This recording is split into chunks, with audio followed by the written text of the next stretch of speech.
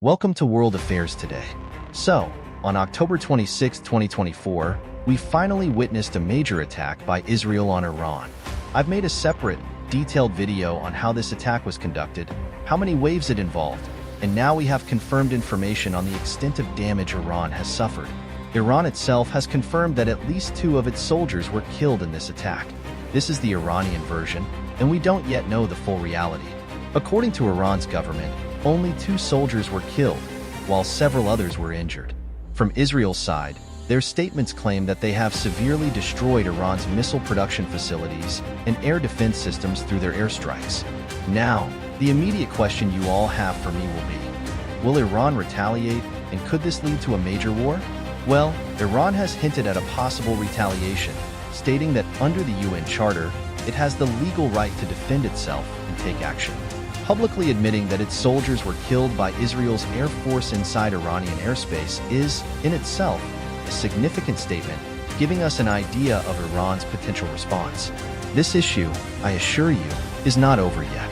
However, one positive aspect I noted here is that Iran added a statement saying that Israel's attack was limited and didn't cause significant damage.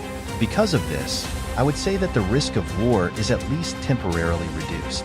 But it's not entirely improbable that Iran could retaliate against Israel in the coming weeks or even days.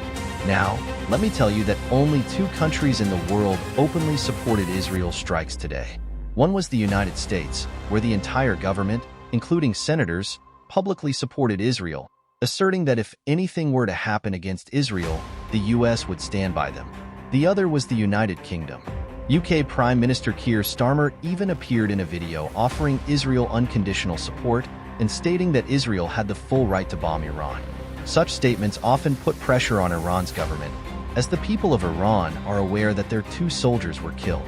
From their perspective, a foreign country came onto their soil, killed 2 of their soldiers, and bombed their land.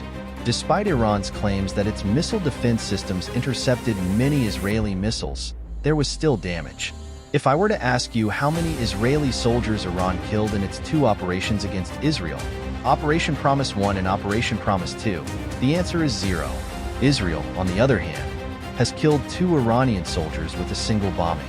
Saying that Iran should not respond only intensifies the pro-war sentiment within Iran, with several officials already vowing revenge. Whether this means a new operation, mass ballistic missile strikes on Israel, or an attack through Hezbollah remains to be seen. Now, you might ask what other countries said. India's stance is clear, the US and UK's positions are clear, but what about Russia, a very important and friendly country to Iran? Russia, I would say, has played a role in preventing a major war here, with a positive impact overall. Just hours before the attack, Russia warned Iran that Israeli fighter jets, including F-35s and F-16s, were heading towards Iran for a major attack. They advised Iran to deploy its S-300 and other missile defense systems around its capital, allowing Iran to intercept a significant number of Israeli missiles.